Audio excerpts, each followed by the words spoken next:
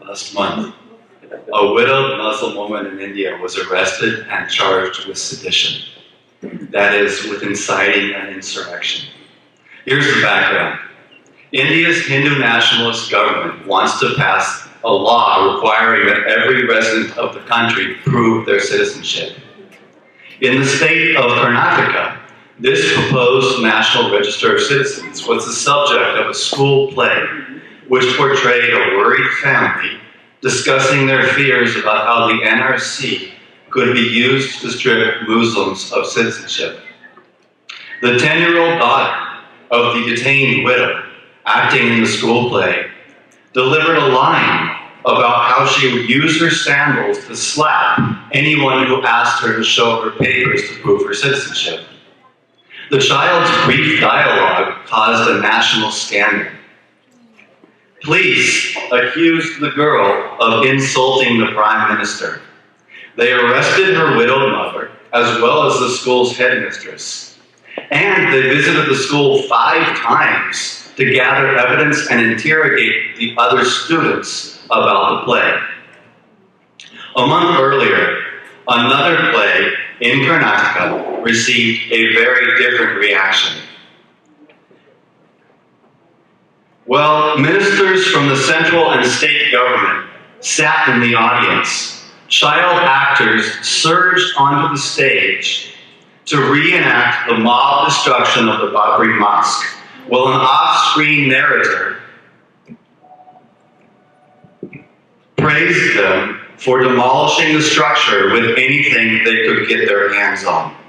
Later, the school's director, a member of the Rashtriya Swayamsevak Sangh, a Hindu nationalist paramilitary, defended the play, arguing that it taught children how to live for the country and showed them how to remove insults to the nation.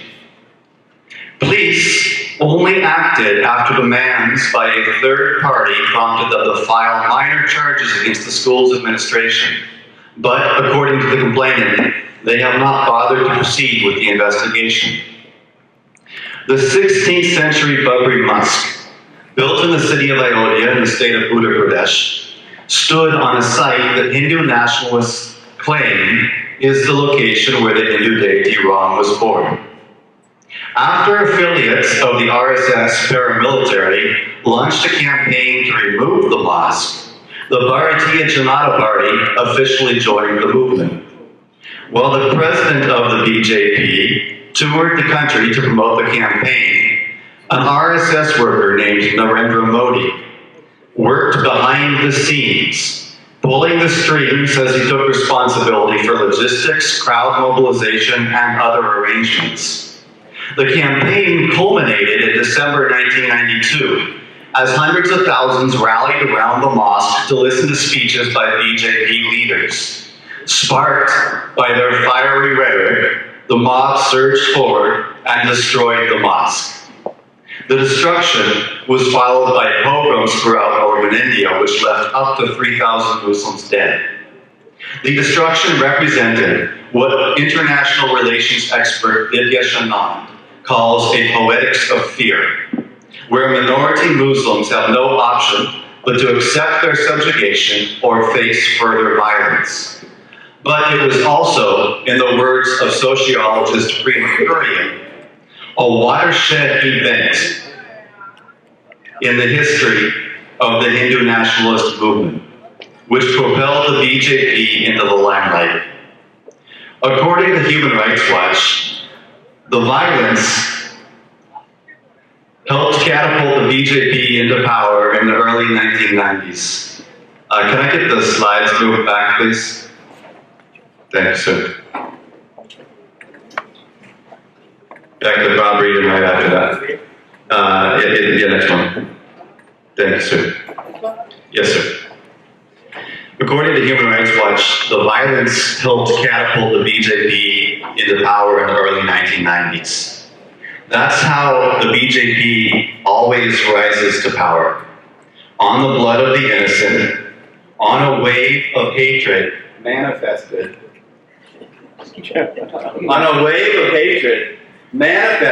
in vicious atrocities that are always met with impunity and in which the perpetrators are invariably punished with promotion to ever higher positions of power. Next slide, please. No, back, please. Perfect. The BJP still held national power in 2002 when Modi was elected as Chief Minister in the state of Gujarat. 3 days later, the state was the site of India's first and worst pogrom of the 21st century. Commanded by BJP politicians and RSS leaders, and joined by the police, mobs ran rampage across Gujarat for 3 days, slaughtering Muslim men, women, and children, raping them, dismembering them, burning them alive. Leaders of the pogrom later bragged that Modi sanctioned their violence, ordered police to allow the massacre, and told the killers that they could have free rein to do whatever they wanted for 3 days. At the end of those 3 days, 2,000 or more lay dead. That's how Modi earned the nickname, the Butcher of Gujarat. Modi was complicit, but he was never charged. A state minister from his own party blew the whistle, and then he was assassinated. A senior police officer also blew the whistle, and then he was fired and later arrested on trumped-up charges. Modi was banned from coming to the US and the UK, but then he became Prime Minister of India and is now greeted with open arms. Since Modi rose to power as the Butcher of Gujarat, it was no secret how he would govern India. Nor should it be any surprise that his administration is now marked by extreme violence. Nor should we be shocked that India is on the brink of genocide. The only surprising thing is that it hasn't happened yet. Every major action the BJP has taken over the past year has brought India exponentially closer to the edge of catastrophic violence. In 2019, Modi's regime scrapped the constitutional article that had granted the Muslim-majority state of Jammu and Kashmir semi-autonomous status for over 70 years. Then he ramped up the troop presence and put the entire region on lockdown, where it remains. Kashmir has remained cut off from the rest of the world, a complete black zone, for over 6 months.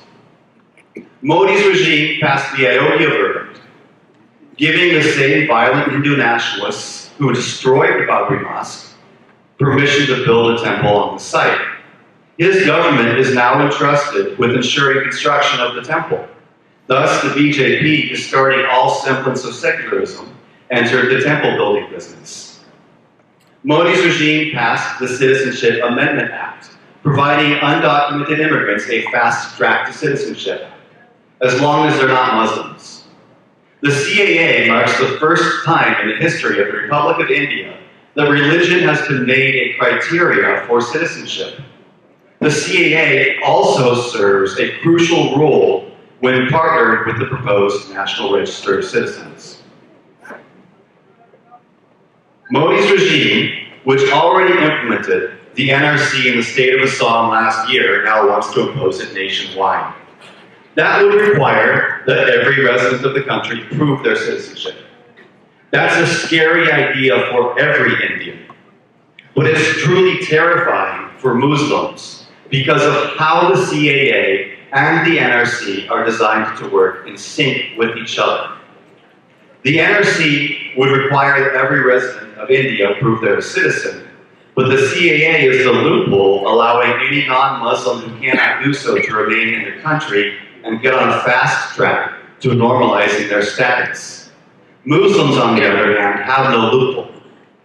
Even if they are citizens, if they can't prove it, they potentially face being sent to a detention center and God only knows what from there on out.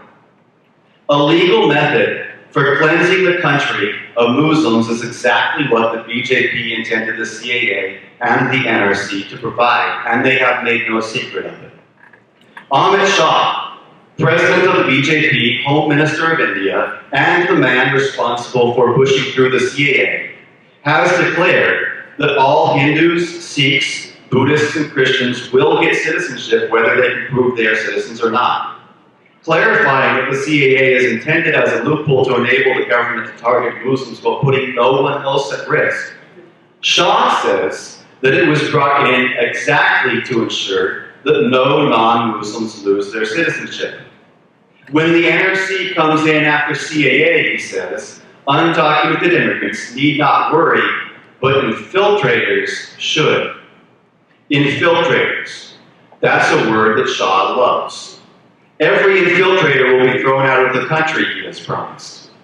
They will be thrown out one by one, and no infiltrator will be allowed to stay.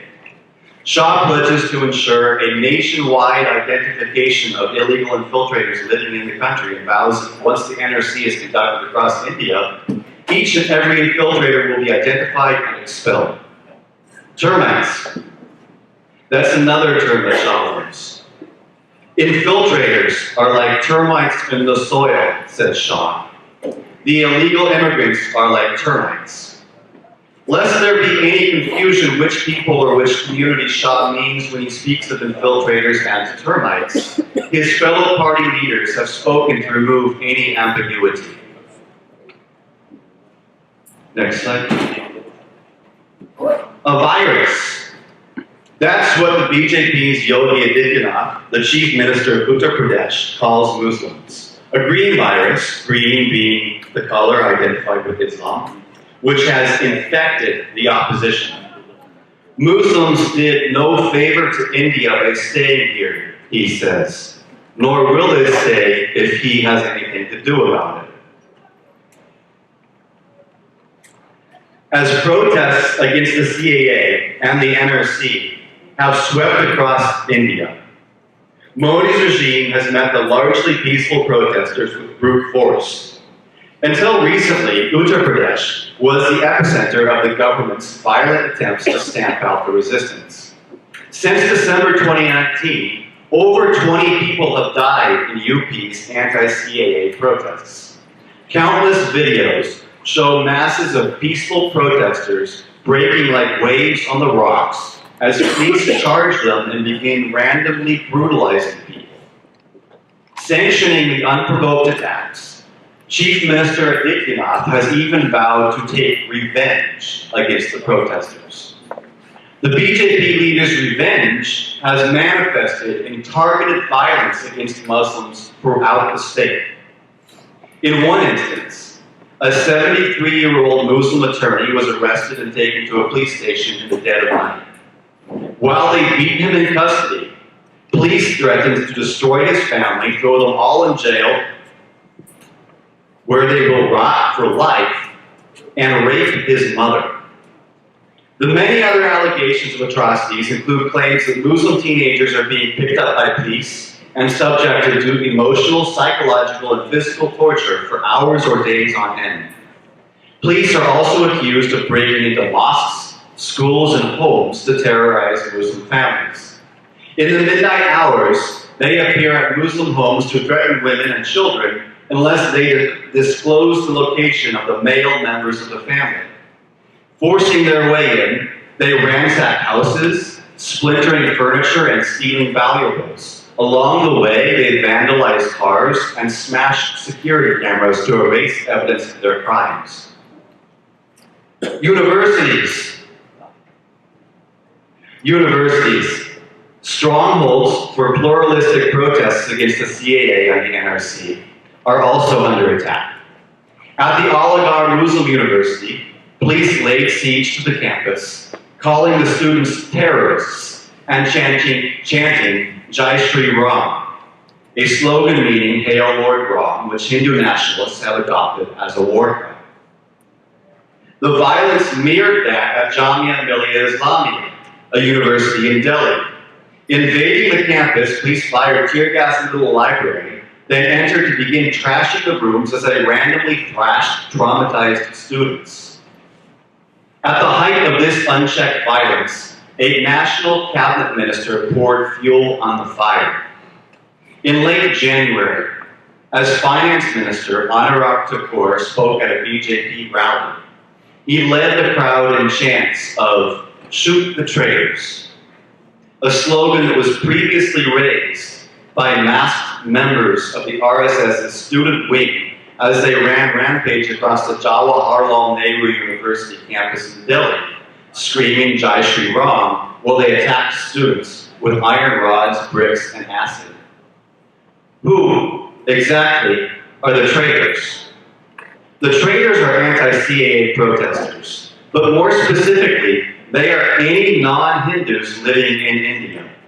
That much was made obvious when, as several people acted on the call to shoot the traitors by opening fire on anti-CAA protests. One of the shooters shouted, "In our country, only Hindus will prevail." That's the goal of Hindutva.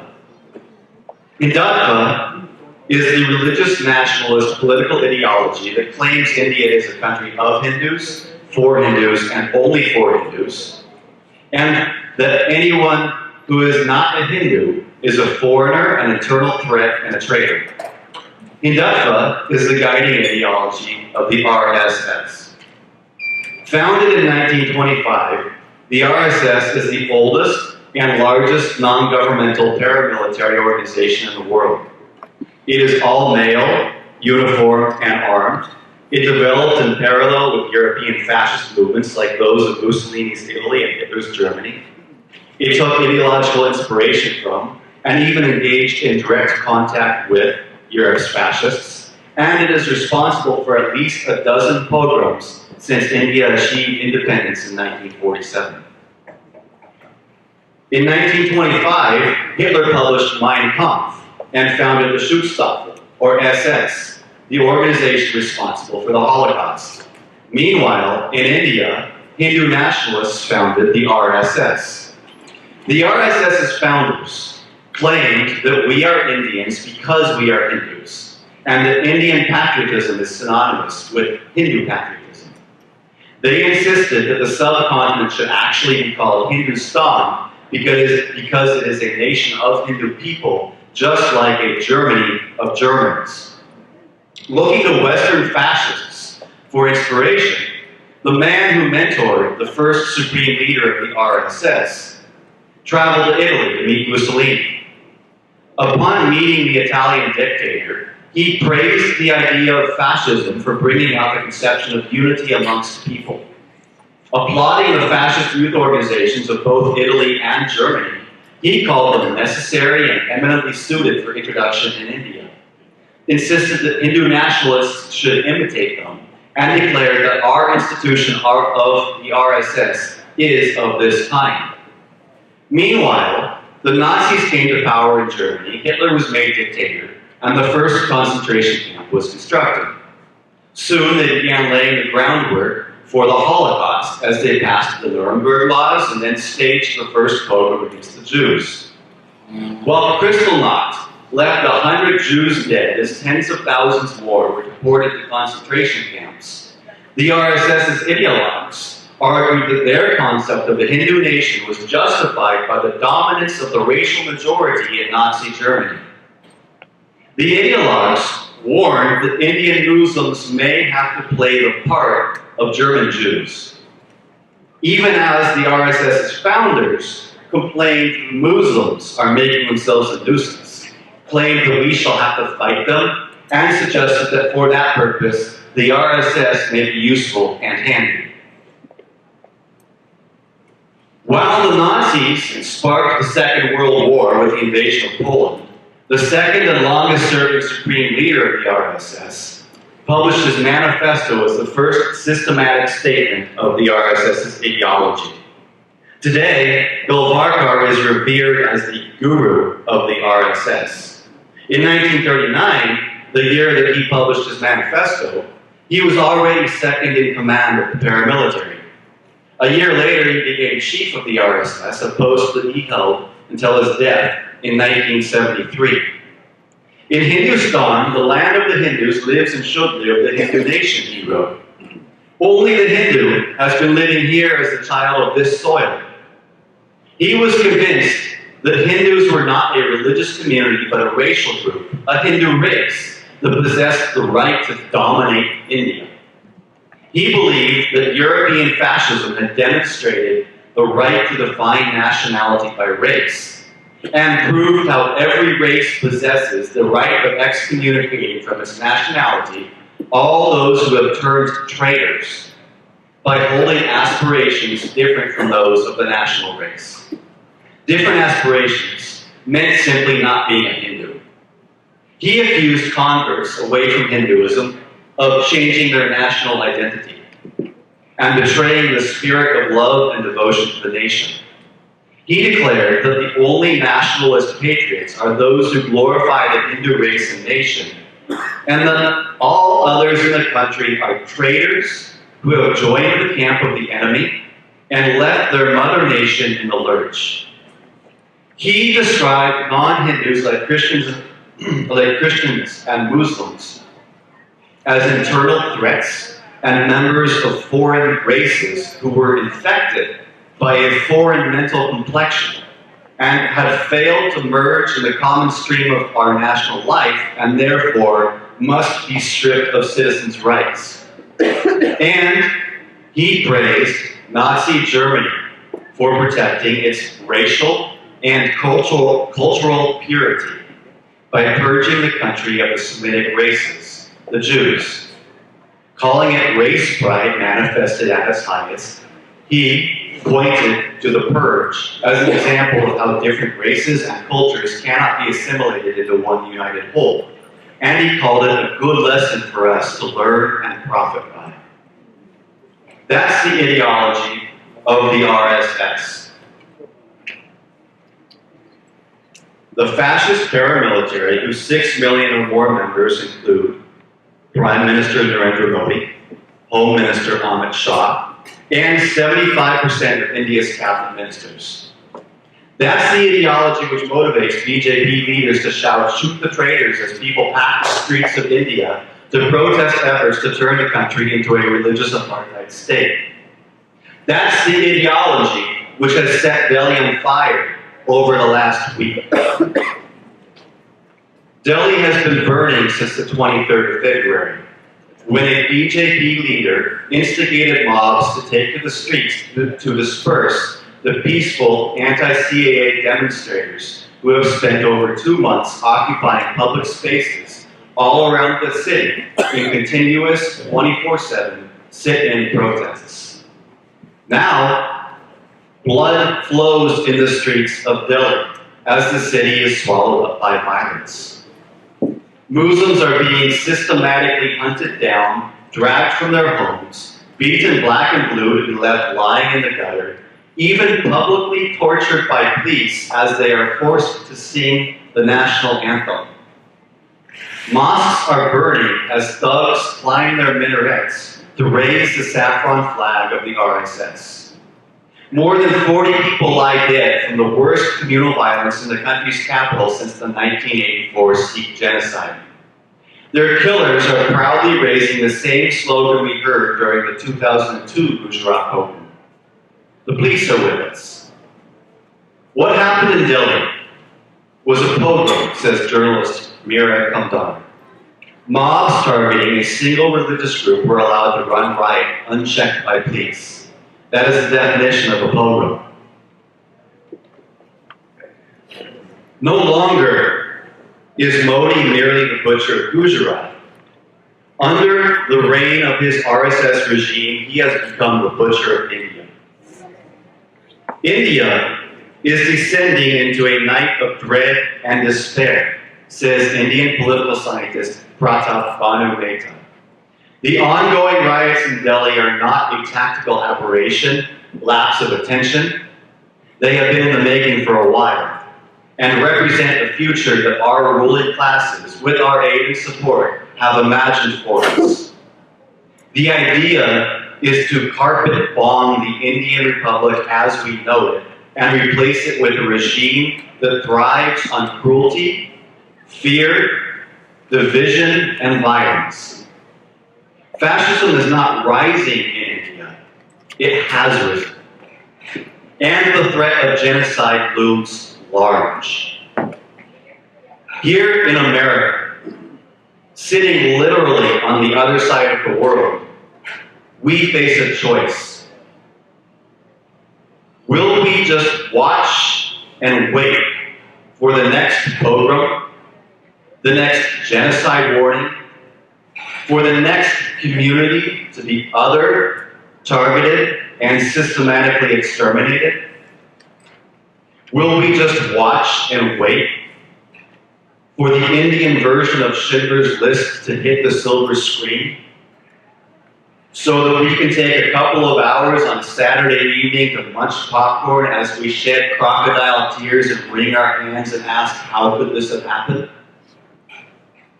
Will we imitate the Americans of the 1930s and remain mute spectators while the fascists abroad use our soil in America to spread their doctrines of hate, violence, and supremacy? That is exactly what is happening today.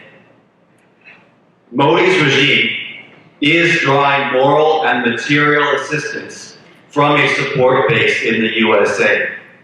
From the thousands of Indian Americans who belong to the overseas wings of the BJP and the RSS, who organize his rock star receptions in America, who fund his campaigns, and who travel to India en masse to work for his election. Meanwhile, President Trump is busy putting profits over people as he does the dance of love with Modi at his rock star receptions, negotiates trade deals, and then turns around to tell us that Modi very strongly wants people to have religious freedom, even while the butcher of India is sending religious minorities to the graveyard.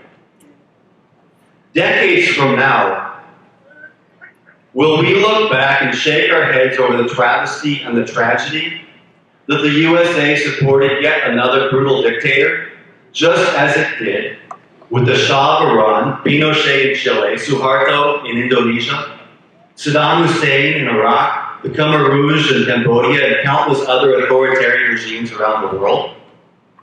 Or will we be silent no longer as we stand against the current of the times to lift up our lamps and provide a flicker of hope that liberty, peace, and prosperity can touch the shores of every nation of the world? America is unique for at least two reasons. We have a culture of liberty. Though imperfectly practiced and inconsistently protected, our enumerated rights are correctly understood as inalienable, meaning they are absolute, non-negotiable, and cannot be taken away.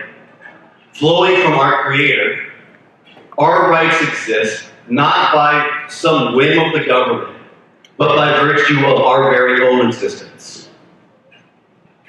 We are also a land of refugees. The sole purpose of America's existence is to provide the tired, the poor, the wretched, the homeless, the huddled masses yearning to be free, with refuge. From the day that the Mayflower first landed at Plymouth Rock, all the way to the present day, every resident of America ended up here as a refugee in some way or another. Whether they arrived in search of freedom from religious, economic, social, or political persecution, every American in America is here because it is the land of opportunity, the opportunity to be free. But our freedom doesn't exist so that we can grow rich and fat and arrogant.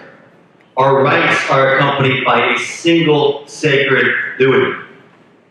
The duty to speak out against tyranny and show all other nations of the world that they, too, can be free.